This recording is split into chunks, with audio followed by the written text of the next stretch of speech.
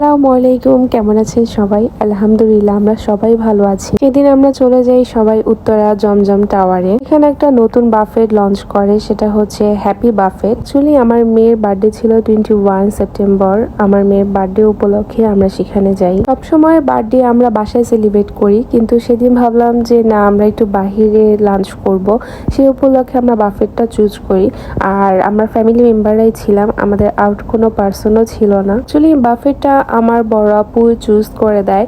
সে আর কি এটা সাজেস্ট করে যে এখানে নতুন একটা বাফেট লঞ্চ করেছে, আমরা সবাই মিলে ট্রাই করতে পারি এই বাফেটটা। আর আমার মেয়েও চাচ্ছিল যে বাহিরে কোথাও আমরা একসাথে বসে খাওয়া দাওয়া করব, সবাই মিলে একটা গেট টুগেদার হবে আর কি, ফ্যামিলি সবাই থাকবে। সবসময় তো বাসায় আমরা সেলিব্রেট করি, এই কারণে একটু বাহিরে আর কি চুজ করলাম আমরা সবাই। বাফেটটা সম্পর্কে একটু বলি। বাফেটটা পার্সোনালি আমার কাছে খুব ভালো লেগেছে। এটার ইন্টেরিয়র কাজ যেটা, সেটা আমার কাছে খুব খুব পছন্দ হয়েছে। আর এটা পুরাটা বাফেটটা হচ্ছে চাইনিজ যারা তারা লঞ্চ করেছে আর কি। তাদের ইন্টেরিয়রে প্রত্যেকটা জিনিস চায়না থেকে আনা হয়েছে, তাদের ওনারও হচ্ছে চায়না। আর তারা খুব সুন্দর করে খাবারগুলো সাজিয়েছে, প্লাস মানে সবকিছু খুব ভালো লেগেছে। খাবারের আইটেমও খুব বেশি ছিল, আবার অনেক ধরনের আইটেম দেখলাম যেগুলো আমি পার্সোনালি অন্যান্য বাফেটে দেখি না। এখানে খুব ভালো লেগেছে, যেমন বিকাল হলেই কিন্তু এখানে স্ন্যাকের ব্যবস্থা করে দেওয়া হয় আর কি। দুপুর টাইমে দুপুরে খাবার, আবার একটু বিকাল হয়ে গেলে তখন ওই টাইমটায় হচ্ছে আলাদা খাবার। আবার চাইনিজ অনেক ফুড ছিল সেখানে। চাইনিজদের যেহেতু এটা চায়নাদের মালিক ছিল, যার কারণে ওইখানে চায়নাদের খাবারও আইটেম ছিল, যাতে তারাও এসে যেন এখানে খাওয়া দাওয়া করতে পারে। আবার তাদের খাবারগুলো ছিল খুব ফ্রেশ, আর খাবারের মানটাও খুব ভালো লেগেছে। আর প্রত্যেকটা আইটেমের ডেজার্ট আইটেমের মধ্যে অনেকগুলো আইটেম তারা রেখেছে। বাচ্চাদের জন্য দেখা গেল যে অনেক অনেক ধরনের সুন্দর সুন্দর ক্যান্ডি তারা রেখেছিল। আবার ফুচকার সেকশন ছিল, মোমো সেকশন ছিল, আইসক্রিম হতে লাইভ কিচেন সব কিছুই একটার মধ্যেই ছিল। এটা আমার কাছে খুব ভালো লেগেছে। আর তাদের রবিবার থেকে মেবি আস্ত যে খাসি সেটা দেওয়া হয়, আপনার ফ্রাইডে অ্যান্ড স্যাটারডে এই জিনিসটা থাকে না। পিৎজা হতে সব ধরনের আইটেমই একটার মধ্যে পেয়ে যাবেন আর কি। এত ভালো লেগেছে আমার কাছে প্লেসটা।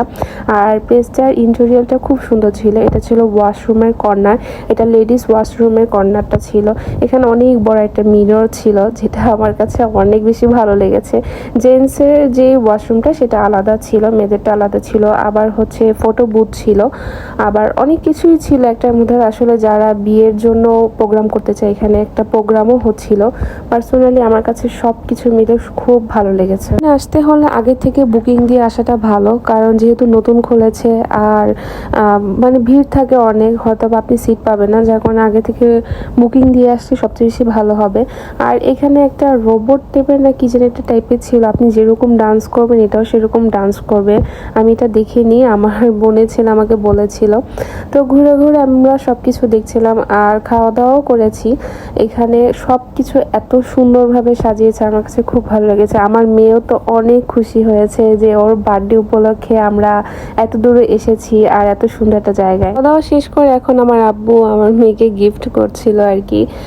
আব্বু এক একটা টাকা দিচ্ছিল, মানে প্রত্যেকটা নোট দেওয়ার চেষ্টা করেছে, শুধুমাত্র 1 টাকার একটা কয়েন ছাড়া প্রত্যেকটা নোট আমার আব্বু ওর হাতে দিচ্ছিল একটা একটা করে। ও খুব খুশি হচ্ছিল, খুব এনজয় করছিল প্রতিটা নোট নিয়ে। এবার বলছিলাম যে এখানে সাজাও, দেখো যে প্রত্যেকটা নোট আছে কিনা, তোমার কাছেও ভালো লাগবে কোনটা কোন নোট সেটাও তুমি চিন না। আসলে আমার বাচ্চারা টাকা তেমন একটা চিনে না, কারণ আমি তাদের হাতে টাকা পয়সা দিই না। সেই জন্য সেদিন আমি ওকে বলছিলাম যে তুমি নিজে বলো কোনটা কি নোট। আমার মেয়ে আসলে সেভিং করতে খুব পছন্দ করে, ওর একটা ব্যাংক আছে, সেই ব্যাংকের মধ্যে ও টাকা জমা রাখে আর কি। ও আমাকে বলছিল যে আমি এই টাকাগুলো আমার ব্যাংকে রাখবো। এদিকে ওর নানু ওকে গিফট করলো আর কি। আর আমার বড় বোনও করেছিল, কিন্তু ওইটার ক্লিপটা নিতে আমি ভুলে গিয়েছিলাম। এখানে একটা মজার কাহিনী ঘটে। আসলে আমরা একটা ফ্যামিলি পিকচার তুলছিলাম, এমন সময় একজন আঙ্কেল আসে, ভিডিওতে দেখতে পারবেন এই আঙ্কেলকে। হঠাৎ করে আঙ্কেলটা আসে আর আমার আব্বুর সাথে টুকটাক কথাবার্তা বলে। উনি ভেবেছে হয়তো বা আমরা বিয়ের প্রোগ্রামে এসেছি, তো উনি আমাদের সাথে কথা বললে এত মজা পেয়েছে যে যে উনি হচ্ছে আমাদের পুরোটা ঘুরে ঘুরে দেখাচ্ছিল জমজম টাওয়ার। অ্যাকচুয়ালি ওনার ভাই হচ্ছে এই জমজম টাওয়ারের মালিক। তো সেই ক্ষেত্রে উনি এসে আমাদের ঘুরে ফিরে দেখাচ্ছিল প্রত্যেকটা কর্নার। আর এখানে প্লে জোন ছিল এই মার্কেটের ভিতরে, এখানে এন্ট্রি ফ্রি ছিল, কত টাকা জিনিস সেটা জানি না, কিন্তু এই আঙ্কেল আর কি বাচ্চাদেরকে ফ্রিতে ঢুকিয়ে দেয়।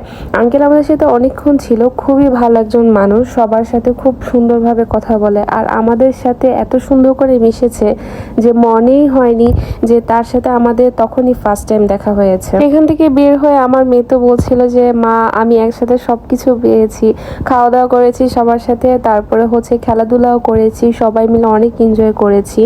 আর আমরা যেহেতু মিরপুরে থাকি, মিরপুর থেকে উত্তরে একটু দূরে, ফ্লাইটে থাকার কারণে সকালের দিকে মেট্রোটা অফ ছিল, কিন্তু যাওয়ার পথে আমরা মেট্রোটা পাই, সবাই মিলে আমরা মেট্রোতে উঠে যাই। বাসায় এসে এখন আমার ছোট বোন আমার মেয়েকে গিফট দিল আর কি। ও একটা পানির বোতল গিফট করেছে, এটা টুইন আর কি, এখানে আপনি দুইভাবে নিতে পারবেন, পানিও নিতে পারবেন, পারলে জুসও নিতে পারবেন। ওর কাছে এটা খুব পছন্দ হয়েছে। আর ওর কাছে এমনিতেই অনেক ফ্লাক্স আছে, কিন্তু তারপরে ওর কাছে কেন জানি পানির বোতল ওর কাছে এত ভালো লাগে। তো আমার বোন ওইদিকে চিন্তা করে ওকে এটা গিফট করে। গিফটটা খুব সুন্দর হয়েছে আর আমার মেয়ে খুব পছন্দ করেছে। অনেকদিন আগে থেকেও আমাকে বলছিল যে আমি যেন ওকে একটা কালার বক্স কিনে দিই। তো ভাবলাম যে ওর যেহেতু বার্থডে, একটা অনলাইনে কালার বক্স অর্ডার করে ফেলি। আমি যে অর্ডার করেছি ওইটা জানে না, কিন্তু ওই প্যাকেটটা ও দেখেছে আরও আগেই। ও যখন দেখেছে তখন আমি বলেছি যে এটা তোমার নানুর জিনিসপত্র, আমি অনলাইন থেকে অর্ডার করেছিলাম। তো ও অত একটা মাথা ব্যথা করেনি। তো আমার বোনের মেয়ে ওকে চোখ ধরে নিয়ে এসেছে, বলছে যে তোমার জন্য গিফট আছে দেখো। তো ওইটা দেখে তো ও অনেক খুশি। ও বলছিল যে মেবি কালার বক্সই আছে, কারণ ও আমাকে অনেকবার বলেছে আমি যেন ওকে কালার বক্স কিনে দিই। আর ও পেন্টিং করতে খুব পছন্দ করে।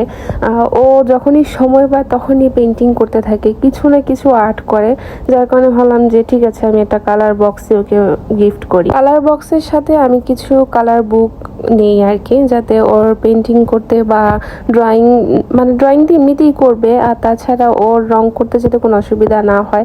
কয়েকটা কালার বুক ছিল আর বড় একটা কালার বক্স ছিল, কিন্তু আমার কাছে কালারগুলো একদমই ভালো লাগেনি।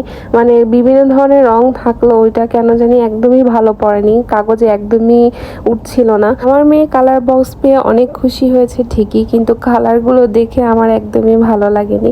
যাক, যাই পেয়েছে। অ্যাকচুয়ালি ওর বার্থডে সেলিব্রেট করার কোনো প্ল্যানই ছিল না, ভেবেছি আমি এবার কোনো বার্থডে পালন করবই না।